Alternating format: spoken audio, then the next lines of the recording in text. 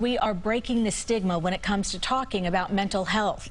Today we want to highlight a brand new music label with ambitious plans to elevate artists with distinctive voices. This is very cool, but their mission goes beyond music and works to give them the help and guidance they need to support their mental health. Here's the story behind Happy Jack. This is Jack Nathan.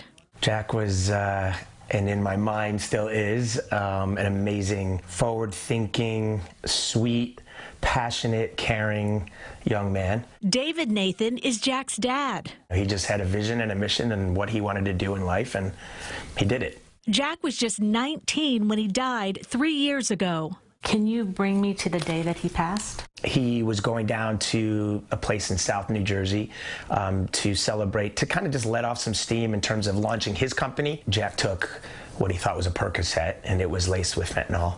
But even at such a young age, Jack left behind a powerful legacy.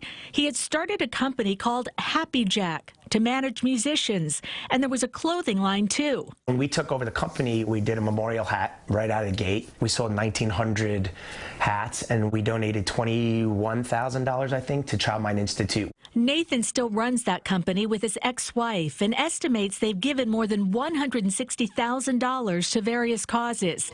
This past May, he launched Happy Jack Entertainment. And the whole idea was a mental health record label. The first mental health record label of its kind to work with artists and put them in the forefront, their mental well-being in the forefront, and talk about it. I've been in thousands of meetings with artists and managers and label heads and executives and agents, and never once was it ever discussed about how the mental health of the artist is. His partner, Sam Koch, brings an understanding of the music business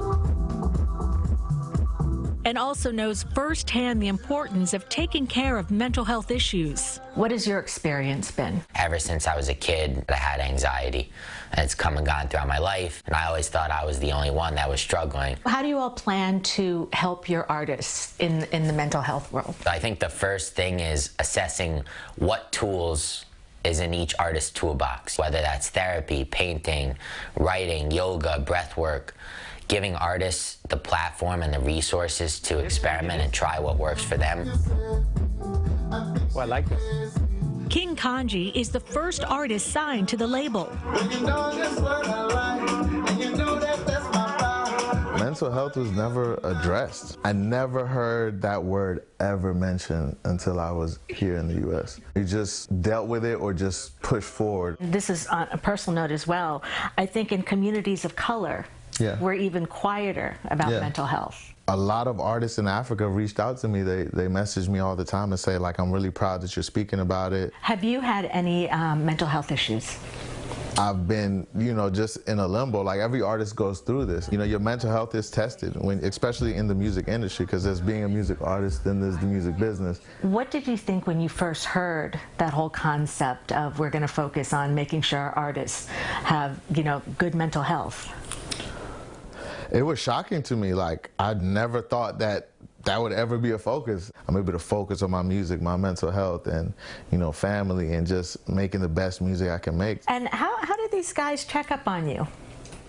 I mean, we talk daily, just making sure you're good, you're prepared, how you feeling. Nathan has also dealt with mental health issues with Jack. He had his own depression and anxiety. He definitely had a lot of anxiety issues. He says therapy was helpful and adds that Jack also found peace in painting. This is my favorite because it is exactly what Jack was all about. It's like being goofy. He says it's comforting to have his art so present in his home and shared a touching message Jack wrote on the back of one. To the man who gave me life. Nathan says this was the last painting he gave him before he died. We will be together, watching over each other and our name. I love you, Dad, from your baby boy, Jack Nathan. And that was shortly before he died. He gave his father that. We only had a short time to show you some of his artwork, and it's incredible that he was only 19 and was able to, I mean, he was doing things to furniture. He was just creating all sorts of different things. It was all over the house, but of course we only had a short time. Do you know I met his dad recently at a fundraiser for the Valerie Fund? Yes. So this family has a legacy of giving and helping out other organizations. So how do they, what's the plan to help, you know, address these mental health issues? Right. Well, first of all, the good thing is, I mean, that's the way they're putting themselves out there. They are a label for, you know, people with mental health issues, and you know, they're going to hook them up with psychologists or psychiatrists, also nutritionists, if they need to exercise, more exercise. I mean, if you think about all the artists that have gone the, you know, the unfortunate way, this is going to be really helpful. You don't want to say, you don't want to be glib and say it's a cliche, but think of the brilliant artists that have gone that way.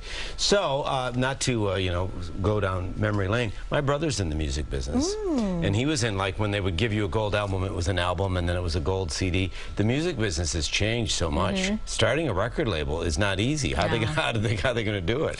Well, David Nathan is huge in the music business. He had Republic Records, and I don't know if you saw in the back of the interview, he had all these records of Taylor Swift, Amy Winehouse, J-Lo. He's worked with everybody, so I think he knows what he's doing. Are they also going to break out, though, on, like, not only the physical distribution, but in as far as booking concerts and tours like that? Oh, you mean to focus on? Yeah. Yes, yes, Okay. they are. They are. Interesting.